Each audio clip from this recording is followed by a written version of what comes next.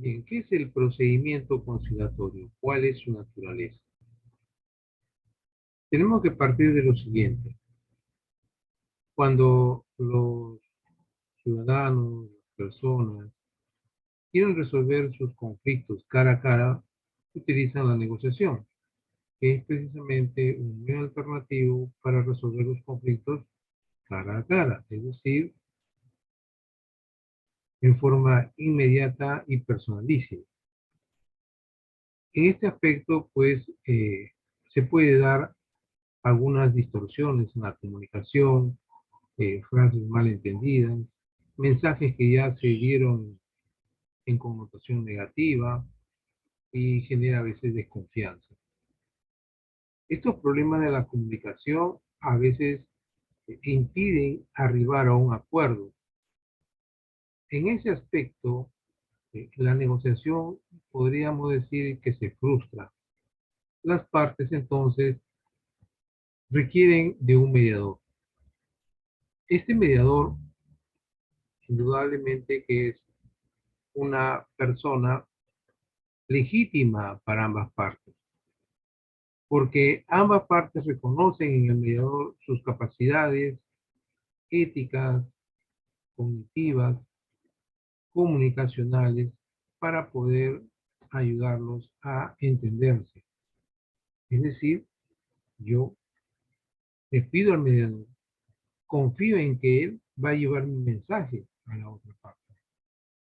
Y de esa forma que entienda que mis propósitos son buenos. No quiero hacer daño, no quiero perjudicar sus intereses, sino que tengo el propósito de que lleguemos a un arreglo mutuo para ambos. Es así como entra el mediador.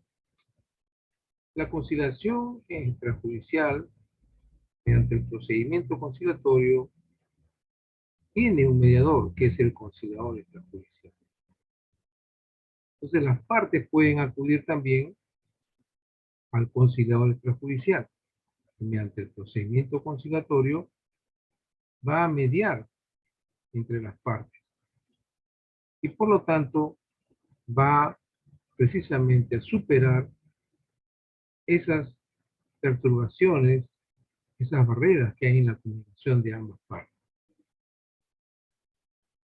Este mediador, que es el conciliador extrajudicial, se diferencia de alguna manera del mediador natural, podríamos decir. Porque el conciliador extrajudicial está revestido de ciertas formalidades.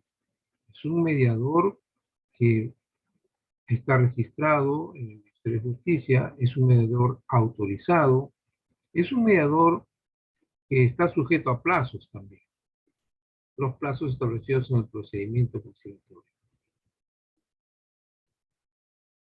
En este aspecto podríamos decir que así como en la negociación se busca concordar voluntades, en el procedimiento conciliatorio también se busca concordar las voluntades mediante una adecuada comunicación. Por lo tanto, la conciliación extrajudicial vendría a ser pues una negociación asistida. El procedimiento conciliatorio entonces es un conjunto de actividades destinadas a gestionar las voluntades y de esa forma llegar a un acuerdo que pueda satisfacer a ambas partes. En ese aspecto, el procedimiento conciliatorio va a seguir indudablemente la naturaleza de la negociación. Por tanto, el procedimiento conciliatorio no es un procedimiento civil, no es un procedimiento administrativo, es un medio alternativo de resolución de conflictos que va a seguir la lógica de toda negociación. Porque el procedimiento conciliatorio es una negociación asistida por un tercero formal, sujeto a plazos. ¿Cuáles serían entonces los pasos que se dan en el procedimiento conciliatorio?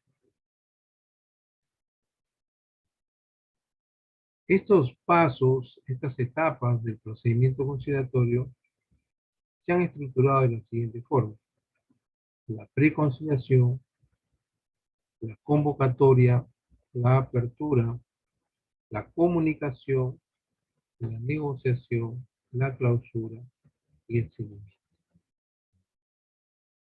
Si nosotros de alguna manera tratamos de entender que, si bien es cierto, la negociación no es formal, no está sujeta a formalidades, se puede negociar en cualquier lugar, se puede negociar en cualquier momento,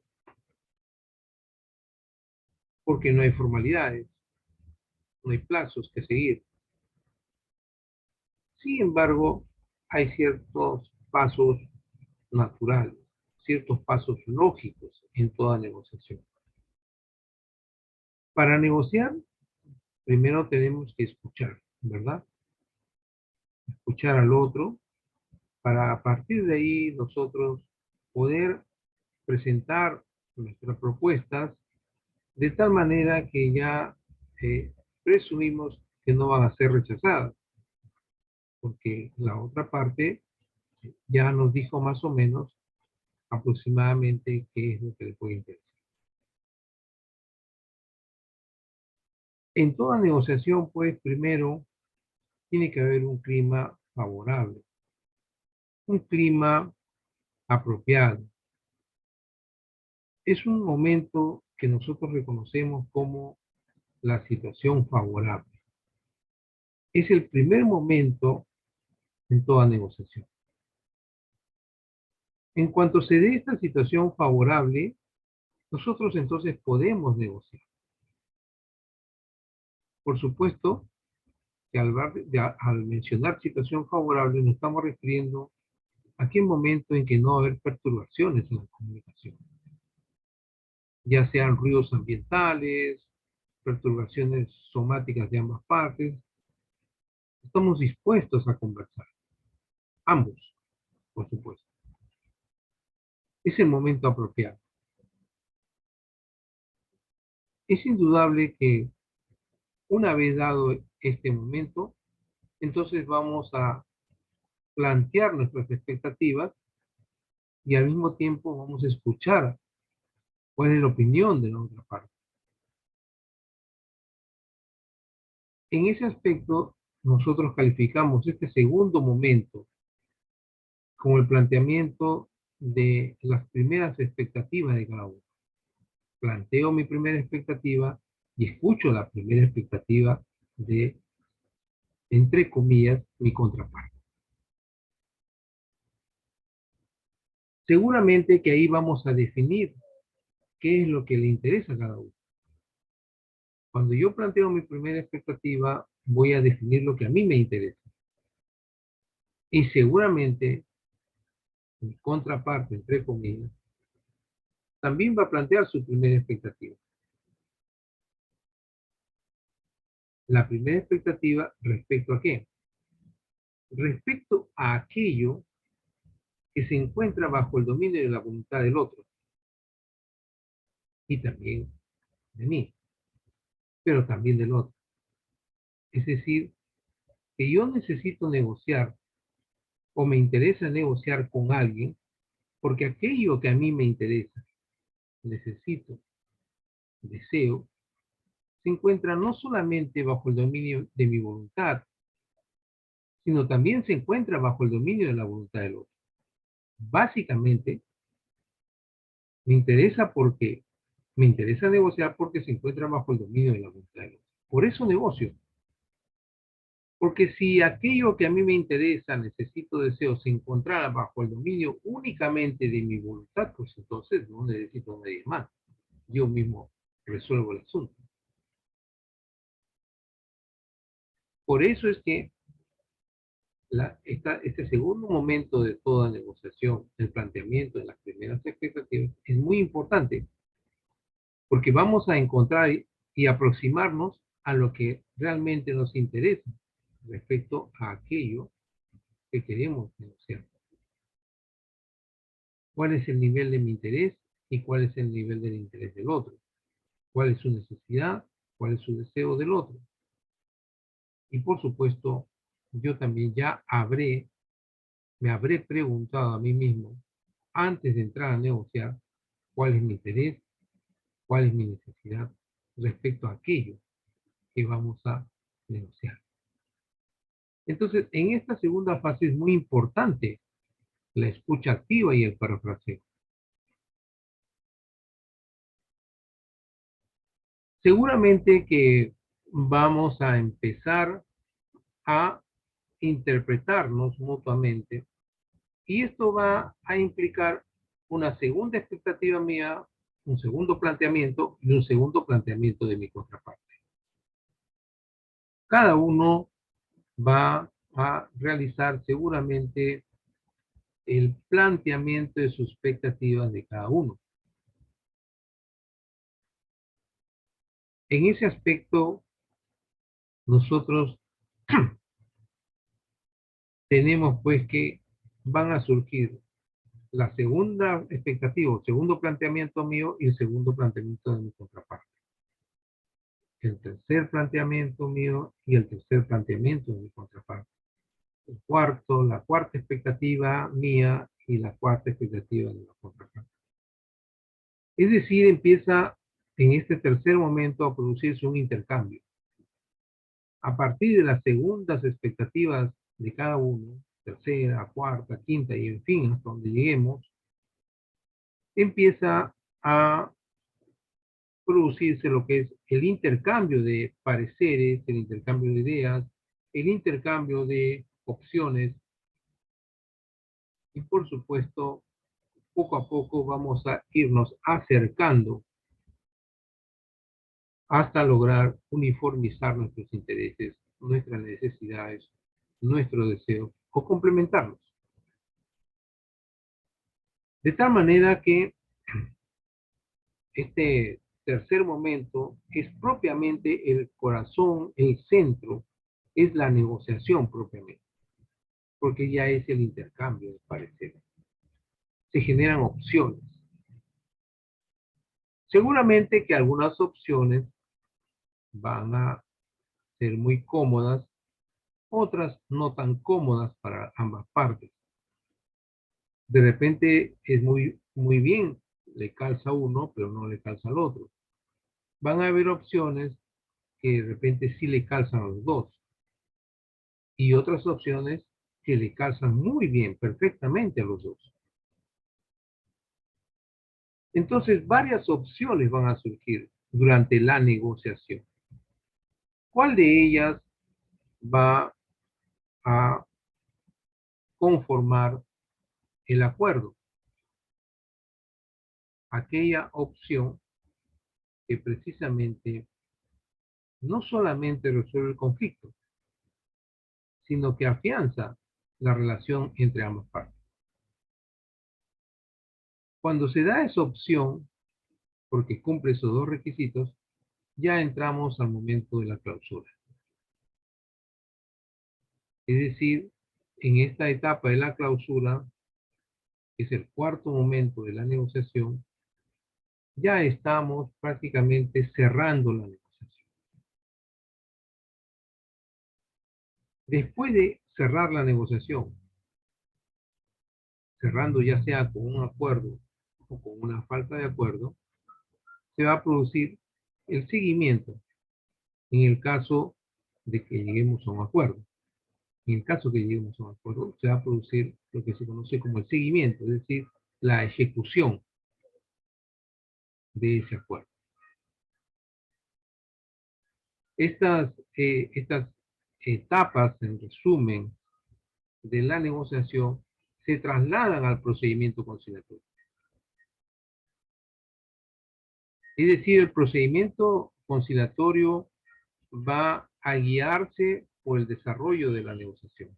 Va a seguir la naturaleza de la negociación. Y en ese aspecto va a utilizar, pues, un doble enfoque.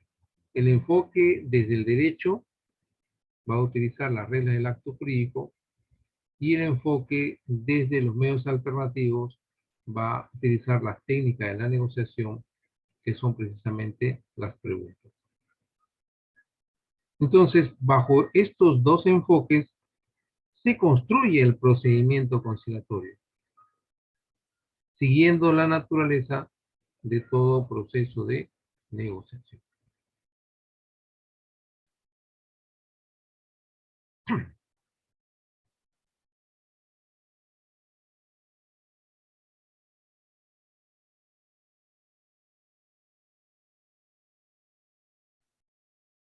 Nosotros en pantalla estamos visualizando las etapas del proceso de conciliación. Este tipo de estructura nos uniformiza de alguna manera, se uniformiza con lo que es la negociación. La primera etapa, la preconciliación, la convocatoria y la apertura, vienen precisamente a crear esa situación favorable para negociar. Ese cuadrante colaborativo del cual ya hemos mencionado en los comportamientos de las partes. Entonces, la preconciliación, la convocatoria y la apertura están dirigidas a crear ese cuadrante colaborativo. Cuando hablamos de la etapa de la comunicación, nos estamos refiriendo precisamente a ese momento en que escuchamos la primera expectativa de cada uno, donde se desarrolla valiosamente la escucha activa y el parafraseo. Y cuando hablamos de negociación, nos estamos refiriendo al planteamiento de las segundas expectativas de cada uno, de las terceras expectativas de cada uno, las cuartas y así sucesivamente. Es el momento en que se produce el intercambio y se generan las opciones para poder resolver este conflicto. La clausura pues corresponde al momento en que nosotros hemos ya calificado que esta opción va a ser la que se va a constituir en nuestro acuerdo. Una vez que ya hemos acordado, se podrá producir la ejecución del acuerdo, que viene a llenar esta etapa que conocemos como la etapa del seguimiento. Por supuesto que en nuestro país no se acostumbra el seguimiento de alguna manera por el centro de conciliación. El seguimiento lo dan las partes, los negociadores, las partes conciliantes son los que proceden al seguimiento. ¿Qué es lo natural? El seguimiento lo protagonizan los negociadores. ¿Y en qué consiste el seguimiento? En que si no cumple una parte con los acuerdos, la otra parte podrá entonces acudir al juez a ejecutar o para que ejecute los acuerdos incumplidos. Esa es la etapa del seguimiento. Los centros de conciliación deberían también de acoplarse al seguimiento, deberían, porque los centros de conciliación trimestralmente tienen que informar al Ministerio de Justicia sobre la cantidad de acuerdos o de actas con acuerdo y actas sin acuerdo.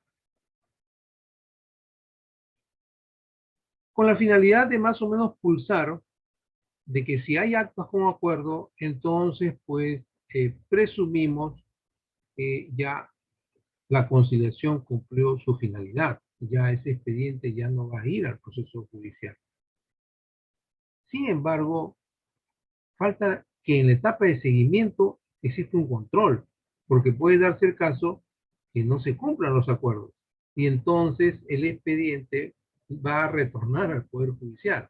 Las pretensiones contenidas en ese expediente o en esa negociación van a retornar al Poder Judicial. Entonces, los centros de conciliación también deberían de acoplarse a esa etapa de seguimiento, llamando a las partes para saber cómo va el acuerdo, si se está cumpliendo o no se está cumpliendo. Y en caso que de repente no se esté cumpliendo, poder reformular el acuerdo. Debería de haber esa posibilidad y esa predisposición o disposición de los centros de conciliación para poder, ¿no?, ajustar de repente los acuerdos.